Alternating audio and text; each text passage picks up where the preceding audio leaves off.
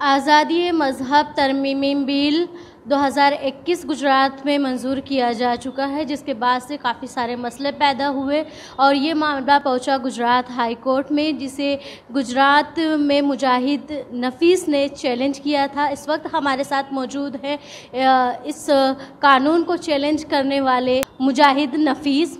क्या है कुछ ये बिल कब पास हुआ और इससे मुसलमानों को क्या असर पैदा हुआ? गुजरात सरकार ने अप्रैल के महीने में Gujarat freedom of religion amendment act 2021 पास किया। ये एक्ट बेसिकली कॉन्स्टिट्यूशनल के फंडामेंटल राइट्स का उल्लंघन करता था। ये कोई भी व्यक्ति जो दो जवान हैं, कानूनी तौर पर शादी करने के लिए योग्य हैं, उन लोगों को शादी करने से भी रोकता था।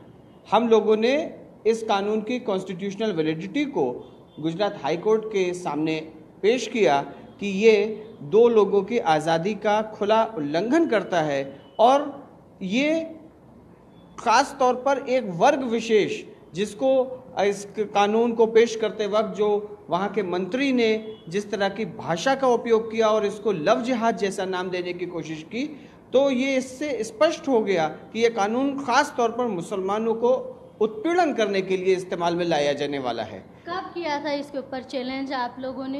क्या कुछ प्रोसेस हुई? हम लोगों ने इस कानून को 3 महीने पहले गुजरात हाई कोर्ट के सामने इसको चैलेंज किया।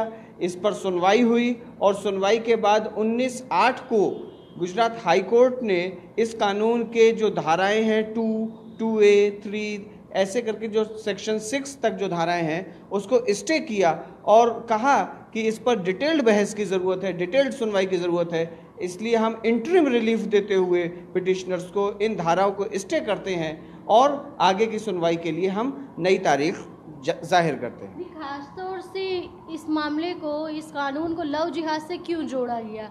और क्योंकि आज़ादी का सबको हक है और सबको अपनी मर्ज़ी से शादी करने का हक है, अपने मज़हब को अपनाने का हक है, तो लव जिहाद से क्यों जोड़ दिया गया?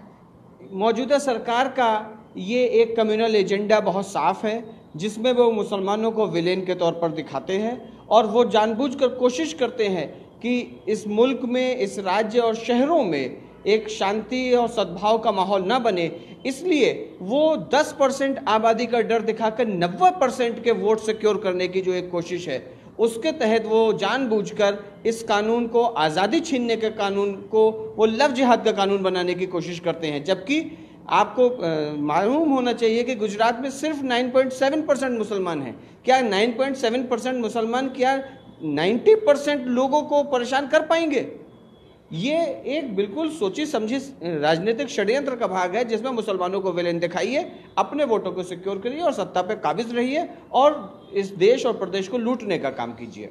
असेंबली में जिस तरीके से पास किया गया था ये बिल 2021 में और लव जिहाद का नाम इसे दिया गया था, प्रदीप सिंह जाडेजा ने मंजूर किया था, तो उस वक्त आप लोगों ने क्या कुछ कदम उठाया था?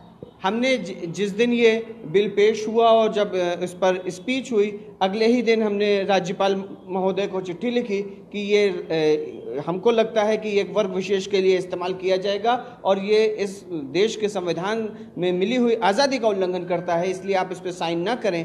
हमने गवर्नर को लेटर लिखा था, गवर्नर साहब ने उसका कोई संज्ञान नहीं लिया, उस पर साइन किए। जब ये बिल कानून बन गया, तब हमने इसको हाई कोर्ट के समक्ष चैलेंज करने का तय किया।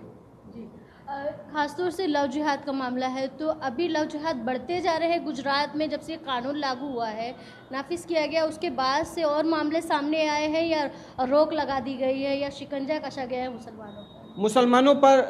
यकीनन इस कानून के आने के बाद सबसे पहले एक वडोदरा में FIR हुई।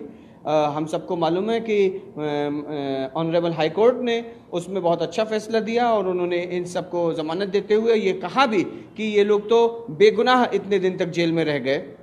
और क्वेश्चन की वो एप्लीकेशन है जो अभी हाई कोर्ट में पेंडिंग है, सब लोग को बेल दी गई, तो 6 FIR मुसलमानों के खिलाफ हुई। और एक मुस्लिम लड़की जो खंबात की थी, उसके वालिदैन ने जब कोशिश की कि वो किसी गैर मुस्लिम के साथ वो चली गई और उन लोगों ने इस कानून के तहत FIR दर्ज करने की कोशिश की, वो FIR नहीं दर्ज की गई। इसलिए ये क्लियर हो जाता है कि ये कानून जानबूझकर मुसलमानों को परेशान करने की नीयत से लाया गया है और ओवरऑल अगर हम देखें तो ये देश के कॉन्स्टिट्यूशन को भी, आज़ादी की बात को भी वायलेट करता है। कल इस मामले पे गुजरात हाई कोर्ट में समाअत हुई, क्या कुछ हुआ? खासतौर से एक नई डेट दी गई है हियरिंग के लिए, तो आप लोग क्या करने वाले हैं? पिछली तारीख पर राज्य सरकार के वकील ने कोर्ट को बताया था कि हम लोग सुप्रीम कोर्ट जा रहे हैं इसको चैलेंज करने के लिए, इसलिए तारीख दी जाए, तो तारीख दी गई थी। कल उसमें थी 60वां नंबर था, वो नहीं आ पाया, तो 15 दिसंबर दिया गया है। अभी सुप्रीम कोर्ट में सरकार ने कहा तो था कि हम जा रहे हैं, लेकिन सुप्रीम कोर्ट में अभी तक वो बोर्ड पर आया नहीं है। तो अभी देखते हैं कि सरकार सुप्रीम कोर्ट में जाती है कि नहीं, या गई या नहीं, तब पता लगेगा। लेकिन 15 दिसंबर को इस पर गुजरात हाई कोर्ट के सामने सुनवाई होगी।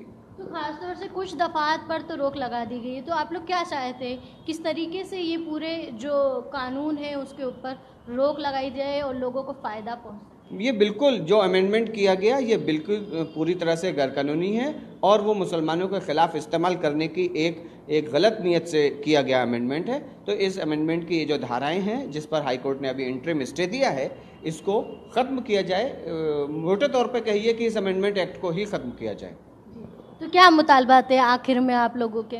हम लोगों ने हाई कोर्ट में कहा है कि इन चीज़ों, इसको, ये कॉन्स्टिट्यूशन के खिलाफ है, इसलिए इन पर रोक लगाई जाए।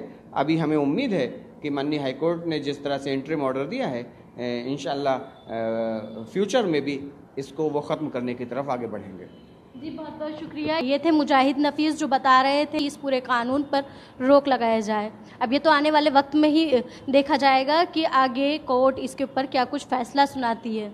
ईटीवी भारत के लिए अहमदाबाद से रोशन आरा।